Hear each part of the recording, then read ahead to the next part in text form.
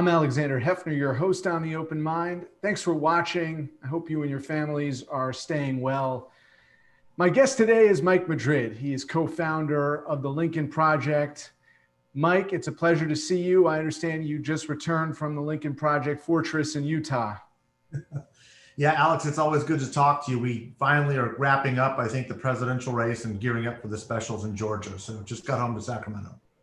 And you were at the bubble, and as was profiled in 60 Minutes, the Lincoln Project was an essential ally of the Democratic Party to attempt to restore accountability. As you see what appear to be the complete results of the election now, or the near conclusion of the election and during this transition period, what's on your mind? Well, obviously there's concern about the president's refusal to concede and what the interregnum period might bring for the country. The interregnum period being, of course, the time between the election and the swearing in of the new president. Donald Trump continues to violate the norms that we have used to keep our country together, kind of the basic civil discourse, the peaceful transition of power that every president going back to Washington has engaged in to make sure that we remain this beacon of hope and democracy in the world is every day being tested. And even when he has lost, even when the people have spoken, he refuses to concede. And that troubles us greatly at the Lincoln Project. And we'll be engaged, I think, in messaging and pushing to see that he does leave. Mike, let me ask you this. Did you anticipate that the crossover of voters from Donald Trump to Joe Biden would be in the suburbs, not just in Georgia and Pennsylvania and Arizona, but would be in Ohio? And we saw, of course, in Michigan and Wisconsin, the Democrats were able to hold that blue wall. But were you expecting those crossover suburban voters to break more in favor of Biden? Well, look, we were hoping for an overwhelming landslide. I mean, even if we had won 70-30, we would be hoping to win 80-20. And if we won 80-20, we'd be hoping to win by 90-10. The larger the mandate against this authoritarianism, the better. That didn't happen, but it was a clear, decisive victory. That is clear. He won by 306 electoral votes is what he secured, and it's by the largest margin in the history of the country. So there's a mandate here for a different direction. Ultimately, that's the primary objective. We accomplished 90% of our goal, but the fight continues. There's no question about that. And it is also of great concern that so many of our fellow Americans continue to support a very troubling dynamic in American democracy. And so that's why the Lincoln Project work will continue as well. And what can you gather from your analysis of the campaign that resonated in those states that I mentioned, where Vice President Biden, President-elect Biden won: Pennsylvania, Wisconsin, Michigan, Georgia, Arizona? What happened in those states compared to Ohio or Iowa or Florida? Was it a question of strategic investment or demographics or something else? I think it was a combination of the two. It's important to understand that on the winning side of the coalition for Biden were two key geographic areas that are quite distinct. And let me explore those a little bit with you. The first are kind of what is known as the Rust Belt states. These are Pennsylvania, the Great Lakes, Michigan, Minnesota, Wisconsin. These areas were dramatically affected by COVID, the incompetence and mismanagement of the Trump administration, and the economic havoc that came as a result. So what we saw was those four states served as really our fortress. That was our backup plan. We knew that they were polling in the strongest range that we could hope for. They were the ones that were the most consistently pro-Biden. So when the night earlier, you recall, it wasn't that long ago, but on Tuesday night when North Carolina and Florida were moving towards Trump, I think there was a lot of concern in the country. It was like, oh goodness, are we seeing a 2016 flashback? We didn't see that at all. We knew that we were going to be strong in those areas. But the question then remains is why were Florida and North Carolina moving in that direction? Let me get there in 1 second, because the last two states that you mentioned, the win column, were Georgia and Arizona. These were Trump states in 2016, and they are changing rapidly demographically. And this is an area that we leaned into very strongly as the Lincoln Project. We called it the New Southern Strategy, to realign Southern states on a diametrically 180-degree different strategy than was used by Republicans in the late 60s, early 70s, formerly known as the Southern strategy. Back then, the Republican Party was seeking to secure the votes of Dixiecrats, very conservative, racist Democrats in the South, where Republicans would dog whistle and use terms like law and order and use the wedge between blacks and whites to move and win a majority for the Republican Party that lasted about half a century. We noticed pretty early on in this race that there was a growing chasm between college-educated and non-college educated white Republican voters. College-educated Republicans are increasingly turned off by Donald Trump, by Trumpism, the cultural war that he's been waging, but most specifically, the racial dog whistling that he's engaged in as an attempt to recreate this winning strategy that Republicans started again back in the 60s and 70s. We think that we were highly successful with that, moving just enough Republican college-educated voters out of the win column for Trump towards Joe Biden in both Arizona and in Georgia. And we feel confident that those were the margins of victory in securing those two states in an electoral college victory. Mike, what was the consequence of COVID and the pandemic in terms of organizing? It's understood that the Trump campaign was knocking on doors even at the height of the first resurgence and the second wave, whereas Biden and allies were far more cautious, although we've learned now that Stacey Abrams and other groups were active in door knocking in specific states, namely Abrams in Georgia. But do you think that the numbers ultimately were correlated to the most grassroots activity on the ground as soon as the Democrats deployed? Well, look, there's no question that it did have some effects. Both Stacey Abrams' work in Georgia, which I think her work was obviously very helpful with the organization that she built. Frankly, what Beto O'Rourke was doing in Texas helped move that needle on the grassroots perspective. Both of them should be commended.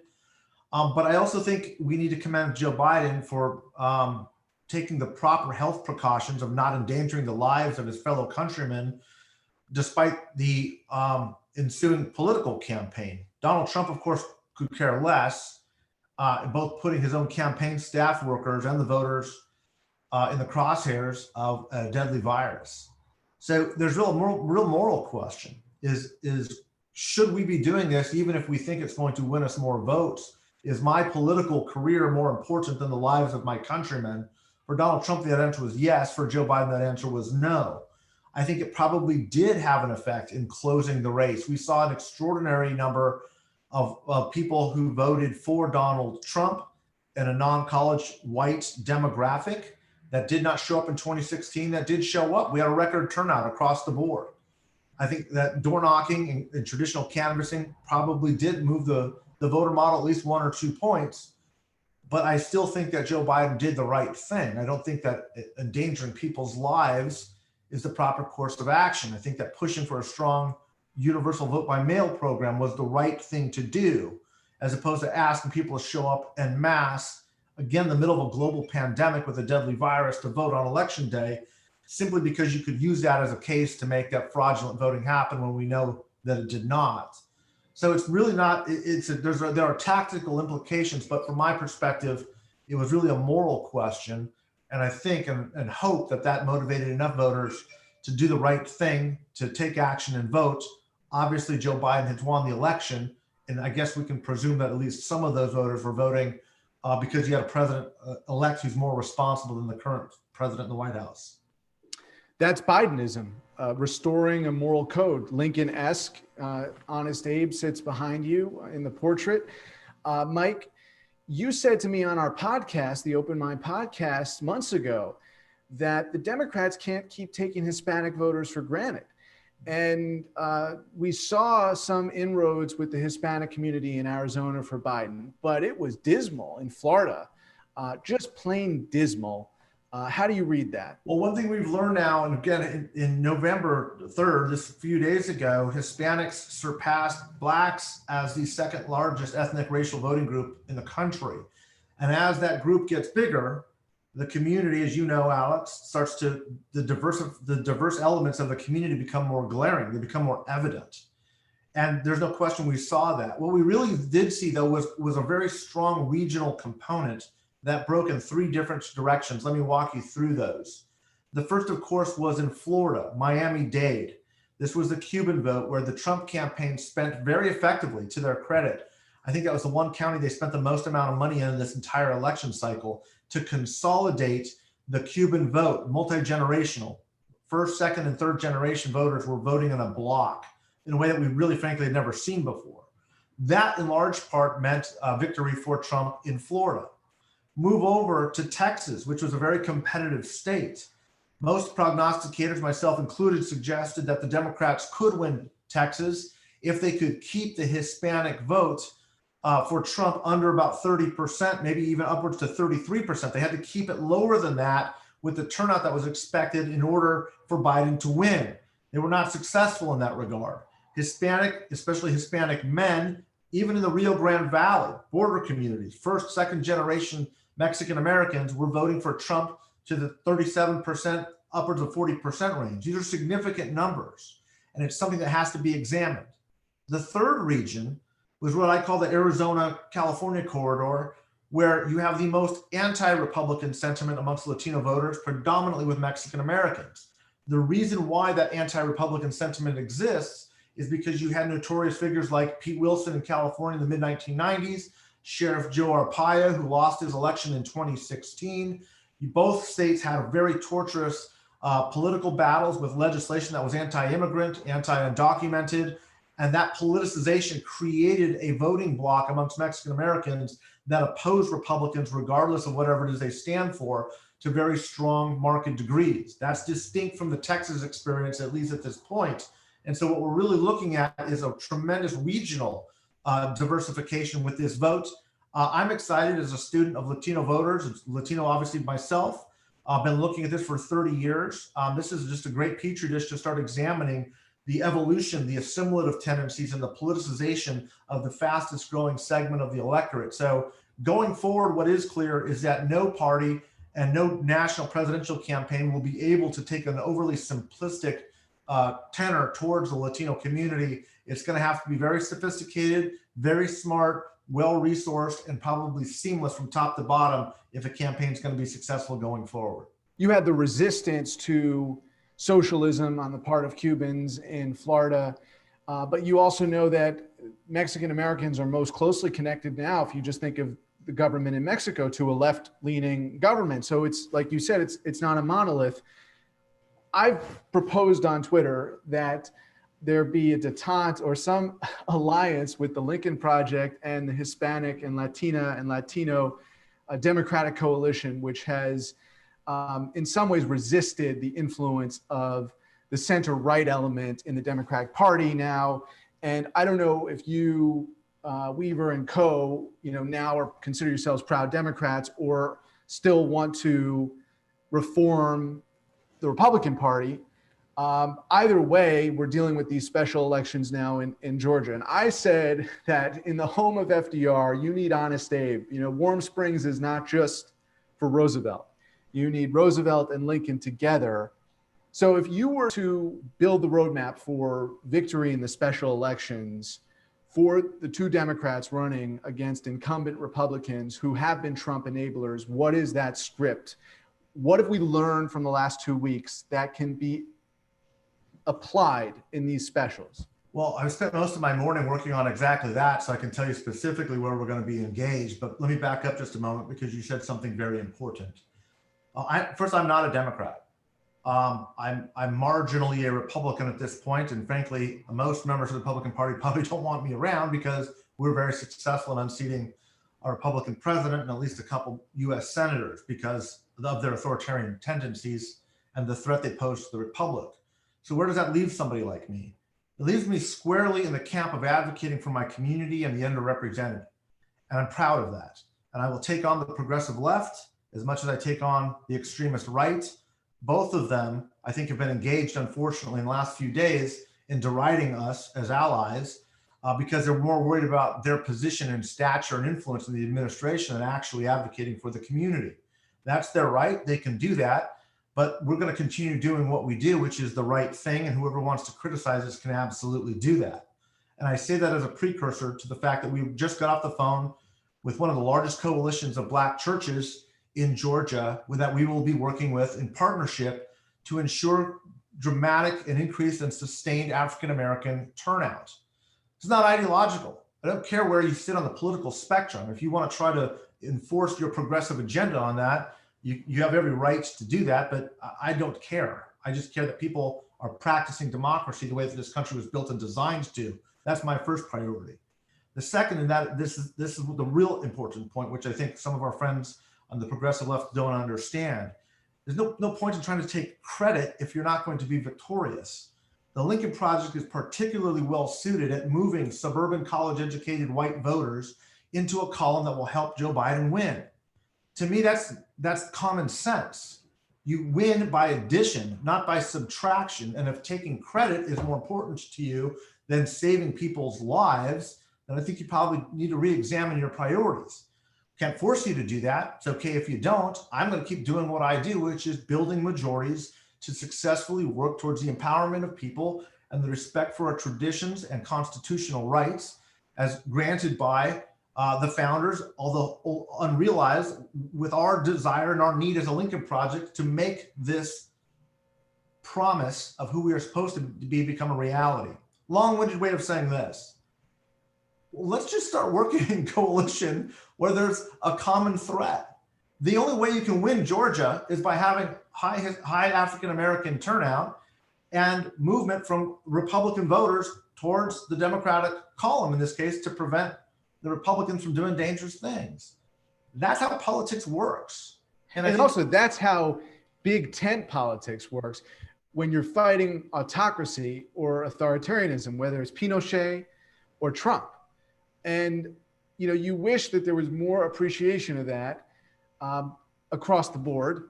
Yeah. But let me ask you, tactically speaking, with Georgia, right? It seems to me that the most compelling argument of what's transpired since Election Day for the Democrats, Warnock and Ossoff, is that the Republicans have refused to accept Biden's victory.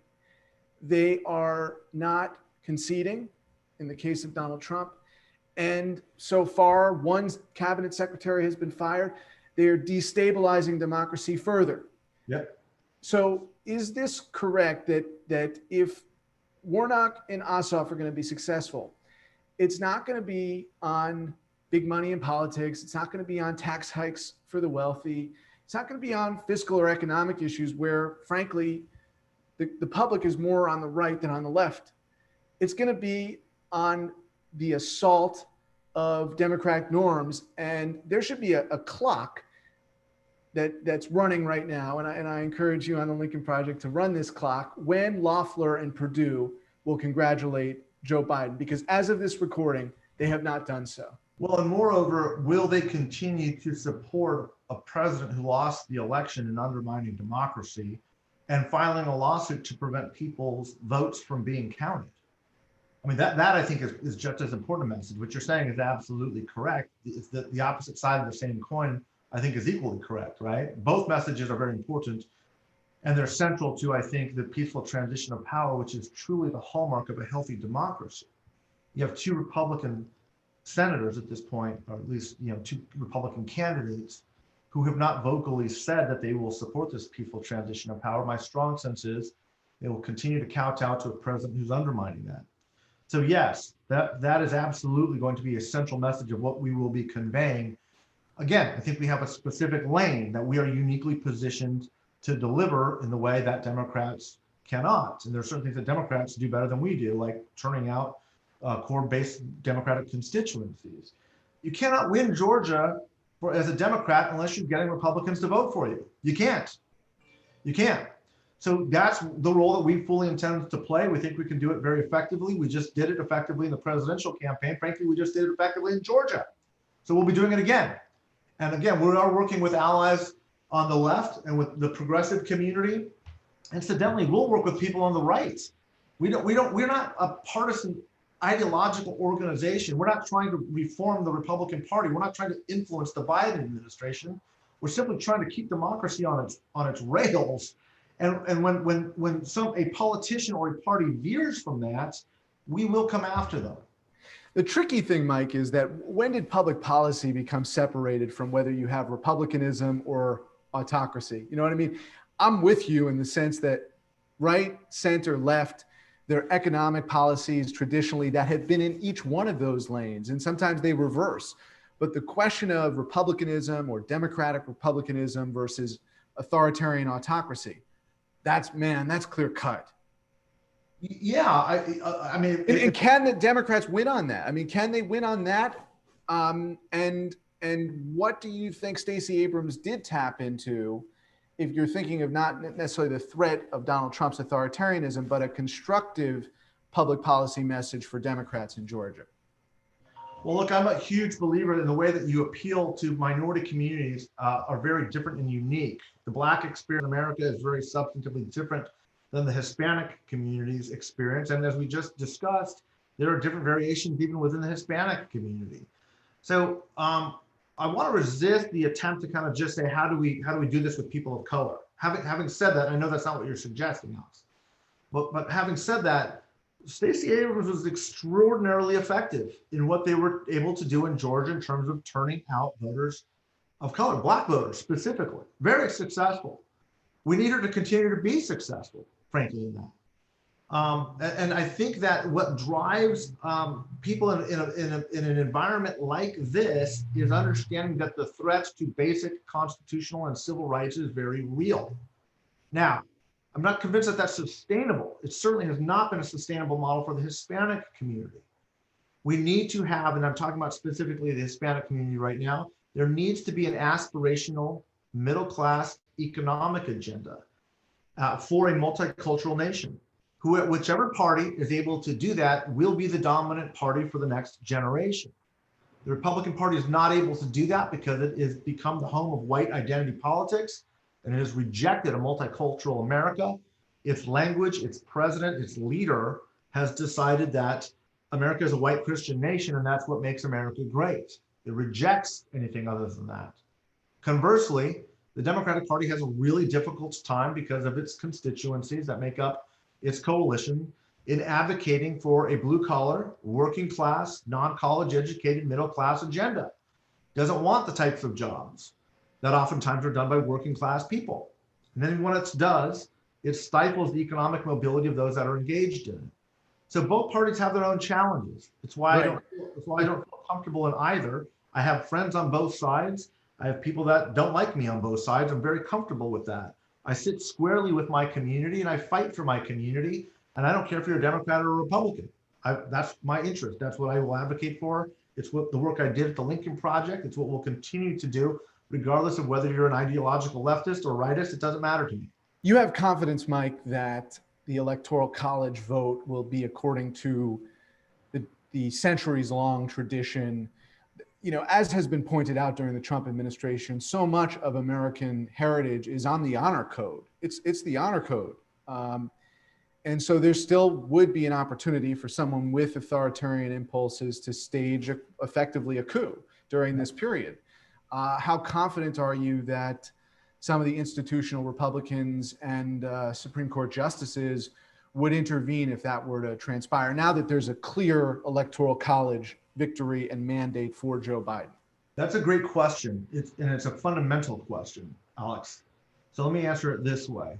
I do believe that as every day goes by, the circle around Donald Trump is beginning to shrink and beginning to weaken, kind of like becoming more and more isolated in his bunker as more and more people realize this is a fool's errand and there's no legal basis for the challenges that they are mounting, and that the size of the victory in too many key states is too big to actually make up any vote difference. Look, Joe Biden won this election. He won it fair and square, and only Donald Trump's ego is standing in the way of him acknowledging that. So because of what we know of him, we also know he's probably never going to concede the fact that he actually lost this race. He will live out his days believing and articulating that the race was stolen from him. And frankly, he profits from that and will profit from that after he leaves office. I do believe that there is a day of reckoning coming in the Republican establishment as people realize that this is becoming less and less tenable as a political position for them and for the establishment. Now, set aside for a moment that it's unfortunate that our democracy and our republic has gotten to a point where you only move at the last minute because it's politically viable, not because it's the right thing. That's a serious problem. It's a character problem. It's one that I hope can remedy itself as this country gets better and healed from this very dark hour. But again, there's something also that's, I think, equally important, and that is the realization that our Constitution has some weaknesses that we never imagined, only because we never imagined somebody of such low character as Donald Trump being president. The Lincoln Project will likely be involved in some of these reform efforts to kind of close up these loopholes, areas such as the emoluments clause. It's far too nebulous. We have a president who's profiting and his family turned our government into a family business. That can't be permitted. Pardoning, right? The pardoning abuses that have already gone on and will likely continue during the interregnum should cause all of us great concern and great pause. Nepotism. These are issues. You should not be hiring your family in high key positions of power, providing them with security clearances, especially if they might be compromised, simply because they're a son-in-law or a daughter or a son. These are the types of things that were never envisioned by the framers of the Constitution. And they were made apparent only because we had somebody of low character, which we never imagined would rise to the highest level of office. So the framers did the best they could, I think, in trying to protect us from, in an abstract sense. We believe that it's incumbent upon us to close some of these loopholes so that over the next 250 years of the Republic, if this were to happen again, the people of America would be better protected. Or in 2024, Mike Madrid of the Lincoln Project, striving for our better angels and successful in the completion of this first project, but this is a multi-stage affair. Thank you for your insight and thank you for the constructive work you're doing to protect democracy, Mike. I really appreciate you having me. Looking forward to our next discussion. Thanks, Mike. Please visit the Open Mind website at 13.org/openmind to view this program online or to access over 1,500 other interviews. And do check us out on Twitter and Facebook at Open Mind TV for updates on future programming.